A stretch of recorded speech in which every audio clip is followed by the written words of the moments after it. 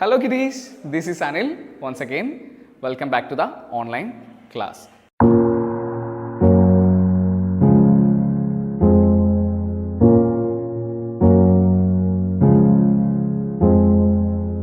Hello everyone, welcome back to the video tutorial. In the last video, we started a lesson, Ballad of Father Gilligan, the poem written by W.B. Yeats. We had done with the first 6 stanzas.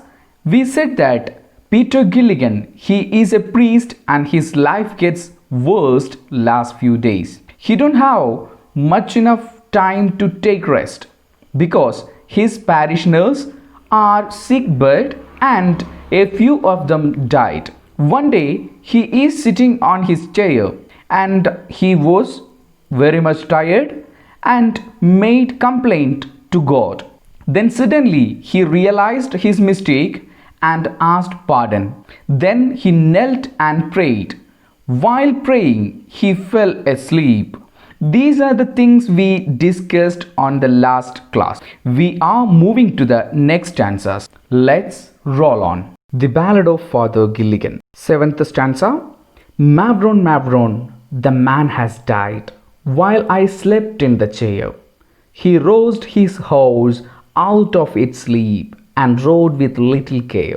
Mavron, Mavron, the man has died, while I slept in the chair. മാവ്രോൺ എന്ന് പറഞ്ഞിട്ടുണ്ടെങ്കിൽ Irish ഭാഷയിലെ വളരെ പെട്ടെന്നുണ്ടാകുന്ന വികാരങ്ങളെ കാണിക്കുന്ന ഒരു വാക്കാണ്. English ഭാഷയിൽ നമ്മൾ അലാസ്, ഓ മൈ ഗോഡ് തുടങ്ങിയിട്ടുള്ള വാക്കുകളൊക്കെ ഉപയോഗിക്കാറുണ്ട് വളരെ പെട്ടെന്നുണ്ടാകുന്ന സഡൻ ഇമോഷൻസിനെ കാണിക്കാൻ. ഇൻ്റർജെക്ഷൻ എന്നാണ് നമ്മളതിനെ പറയാറുള്ളത്. അപ്പോൾ മാവ്രോൺ എന്ന് പറയുന്ന വാക്ക് ഐറിഷ് ഭാഷയിൽ ഉപയോഗിക്കുന്ന മറ്റൊരു സഡൻ ഫീലിങ്സ് ഇമോഷൻസിനെ കാണിക്കുന്ന വാക്കാണ്. The man has died while I slept in the chair. ഞാൻ ആ കസേരയിൽ കിടന്നുറങ്ങിയ സമയത്ത് ആ പാവം മനുഷ്യൻ മരിച്ചിരിക്കും. He roused his horse out of it sleep. അദ്ദേഹം തൻ്റെ കുതിരയെ അതിൻ്റെ ഉറക്കത്തിൽ നിന്നും തട്ടി എഴുന്നേൽപ്പിച്ചു. റോസ്ഡ് എന്ന് പറഞ്ഞാൽ ഉറക്കത്തിൽ നിന്ന് എഴുന്നേൽപ്പിക്കുക. And rode with little care. എന്നിട്ടോ ആ കുതിരയെ ഓടിച്ചു പോയി. എങ്ങനെയാണ് ഓടിച്ചു പോയത്? ലിറ്റിൽ കെയർ, ഒട്ടും ശ്രദ്ധയില്ലാതെ. ലിറ്റിൽ എന്ന് പറയുന്നത് ഒരു നെഗറ്റീവ് വാക്കാണ് ഇവിടെ. അപ്പോൾ ലിറ്റിൽ കെയർ എന്ന് പറഞ്ഞാൽ ഒട്ടും ശ്രദ്ധയില്ലാതെ. അപ്പോൾ ഉറക്കത്തിലായിരുന്ന ആ കുതിരയെ തട്ടിയുണർത്തി ഒട്ടും ശ്രദ്ധയില്ലാതെ ആ കുതിരയെ അദ്ദേഹം അവിടെ നിന്ന് ഓടിച്ച് ആ മനുഷ്യൻ്റെ വീട്ടിലേക്ക് യാത്ര തിരിച്ചു. On the 7th stanza, Peter Gilligan rose from his sleep and he realized that the poor man has died while he was sleeping on that chair. Then he suddenly moved to his horse and made the horse to wake up, and then he started to ride his horse to the destination. He rode that horse without any kind of a care. We are moving into the 8th stanza. He rode now as he never rode, by rocky lane and fen. The sick man's wife opened the door. Father, you come again. He rode now as he never rode, by rocky lane and fen. അദ്ദേഹം ഇതുവരെ കുതിര ഓടിച്ചതുപോലെ ആയിരുന്നില്ല അന്നത്തെ ദിവസം ആ കുതിര ഓടിച്ചത്. വളരെ പാറക്കെട്ടുകൾ നിറഞ്ഞ അല്ലെങ്കിൽ ചതുപ്പ് നിലങ്ങൾ നിറഞ്ഞ ആ റോഡിലൂടെ അദ്ദേഹം വളരെ വേഗത്തിൽ തൻ്റെ കുതിരയെ ഓടിച്ചു. ഫെൻ എന്ന് പറഞ്ഞാൽ ചതുപ്പ് നിലങ്ങൾ. The sick man's wife open the door. അവിടെ എത്തി, അദ്ദേഹം എത്തിച്ചേരേണ്ട സ്ഥലത്തെത്തി. അദ്ദേഹം എന്നിട്ട് വാതിൽ മുട്ടിയപ്പോൾ അസുഖബാധിതനായി കിടന്ന ആളുടെ ഭാര്യ വാതിൽ തുറന്നു. Father you come again. എന്നിട്ട് അവർ പറഞ്ഞു, ഫാദർ നിങ്ങൾ വീണ്ടും വന്നു എന്ന് അദ്ദേഹത്തിനോട് ചോദിച്ചു. On the 8th stanza, our father Peter Gilligan, he rode his horse without any care and he reached on his destination.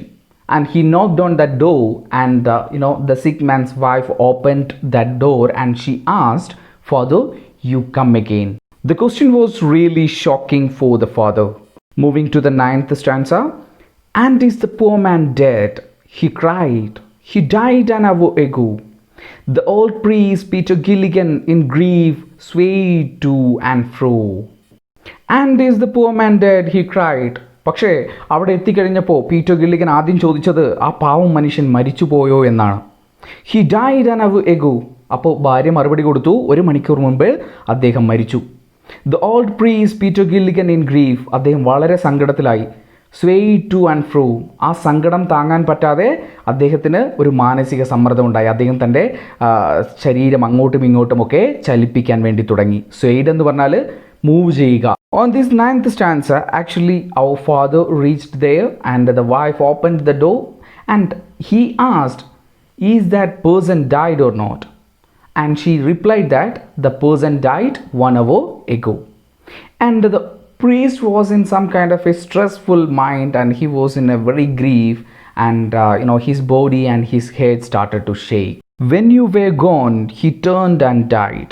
As merry as a bird, the old priest Peter Gilligan, he knelt him at that word. When you were gone, he turned and died. നിങ്ങൾ ഇവിടെ നിന്ന് പോയ ശേഷം അദ്ദേഹം ഒന്ന് തിരിഞ്ഞു കിടന്നു, എന്നിട്ട് അദ്ദേഹം മരിച്ചു. As merry as A bird, ഒരു പക്ഷിയുടെ സന്തോഷത്തോടു കൂടിയാണ് അദ്ദേഹം മരിച്ചത്. സോ അദ്ദേഹം ആ മരിച്ചുപോയ വ്യക്തിയെ ഇവിടെ ഒരു പക്ഷിയുമായിട്ട് താരതമ്യം ചെയ്യുകയാണ്. ആസ് എ ബേർഡ് എന്നാണ് പറഞ്ഞിട്ടുള്ളത്. ഇവിടെ ഒരു സിമിലിയാണ്.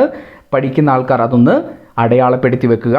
വളരെ ഇമ്പോർട്ടൻ്റ് ആയിട്ടുള്ള ഒരു സിമിലിയാണ് ഈ കവിതയിൽ നിന്നുള്ളത്.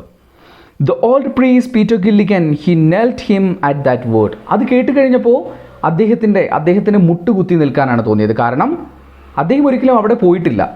പക്ഷേ അവിടെ അദ്ദേഹത്തെ പോലെ തന്നെയുള്ള മറ്റൊരാളുടെ സാന്നിധ്യം അവിടെ ഉണ്ടായിരുന്നു. ആ വാക്കുകൾ കേട്ടപ്പോൾ അദ്ദേഹത്തിന് അറിയാതെ തന്നെ ആ വാക്കുകൾ അദ്ദേഹത്തെ മുട്ടുകുത്തിച്ചു. The sick man's wife said that when he left that home, suddenly that person also died, as merry as a bird. That's a simile. But while hearing those words from that sick man's wife, that word made him to kneel down, because some kind of an unusual thing had taken place over there. Moving to the 11th stanza. He who hath made the night of stars for souls who tire and bleed, send one of these great angels down to help me in my need.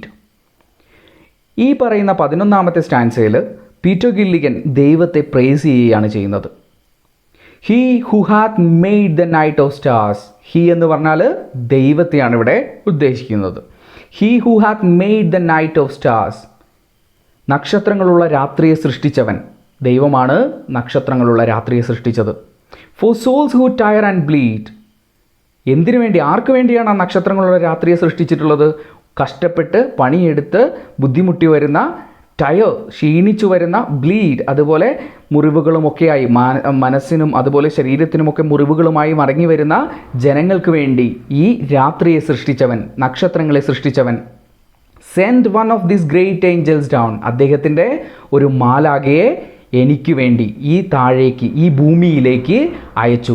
To help me in my need, എനിക്കൊരാവശ്യം വന്നപ്പോൾ എന്നെ സഹായിക്കാനായി അദ്ദേഹം ഒരു മാലാഖയെ ഈ ഭൂമിയിലേക്ക് അയച്ചു.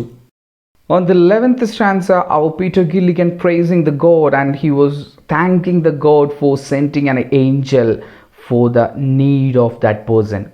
And he was saying that the God, the creator, he created the night and the stars for the tiring and the bleeding people in this earth. Finally, we reached on the last stanza, the 12th one.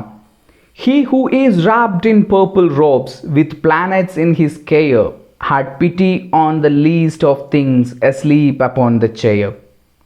അവസാനത്തെ സ്റ്റാൻസയിൽ അദ്ദേഹത്തിൻ്റെ, അതായത് Peter Gilligan എന്ന് പറയുന്ന വ്യക്തിയുടെ കാഴ്ചപ്പാടിലുള്ള ദൈവത്തിൻ്റെ സങ്കല്പത്തെയാണ് നമുക്ക് മുന്നിൽ കാണിച്ചു തരുന്നത്.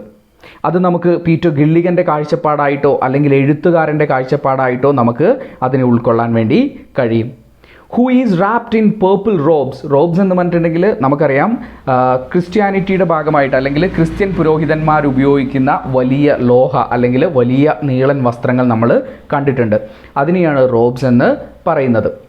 Who is wrapped in purple robes, അതുപോലുള്ള ആ നെടുനീളൻ ലോഹ പോലുള്ള വസ്ത്രം, പർപ്പിൾ കളറിലുള്ള വസ്ത്രം ധരിച്ചിട്ടുള്ള, വിത്ത് പ്ലാനറ്റ്സ് ഇൻ ഹിസ് കെയർ, ഈ ഭൂലോകത്തെ മൊത്തം അല്ലെങ്കിൽ ഇവിടെയുള്ള ഗ്രഹങ്ങളെയൊക്കെ കൈകാര്യം ചെയ്യുന്ന അല്ലെങ്കിൽ അതിൻ്റെയൊക്കെ കാര്യങ്ങളെ കെയർ ചെയ്യുന്ന, സംരക്ഷിക്കുന്ന, had പിറ്റി on the least of things, ഇത്രയും വലിയ കാര്യങ്ങളൊക്കെ ചെയ്യുന്ന ദൈവത്തിന് ഈ ഭൂമിയിലുള്ള ഒരു നിസാരമായിട്ടുള്ള ഒന്നിനോട് അനുകമ്പ തോന്നുന്നു, പിറ്റി, ഒരു സഹതാപം തോന്നുന്നു. അസ്ലീപ്പ് അപ്പോൺ എ ചെയർ, ആ വളരെ നിസാരമായിട്ടുള്ള ആ വ്യക്തി അല്ലെങ്കിൽ ആ ഒരു സാധനം എന്തായിരുന്നു ചെയ്തിരുന്നത്? അദ്ദേഹം തളർന്ന് ഒരു ചെയറിൽ കിടന്നുറങ്ങുകയായിരുന്നു. അപ്പോൾ ഇവിടെ നിസാരക്കാരനായ വ്യക്തി എന്ന് ഉദ്ദേശിക്കുന്നത് പീറ്റർ ഗില്ലിഗനെ കുറിച്ച് തന്നെയാണ്. അദ്ദേഹം പറയാണ്, ഭൂമിയിൽ ഏറ്റവും നിസാരമായിരുന്ന എന്നെ പോലെ, അല്ലെങ്കിൽ നിസാരക്കാരനായിരുന്ന പീറ്റർ ഗില്ലിഗൻ എന്ന് പറയുന്ന ഒരു പുരോഹിതൻ്റെ വിഷമം കണ്ട് ദൈവം എന്ത് ചെയ്തു?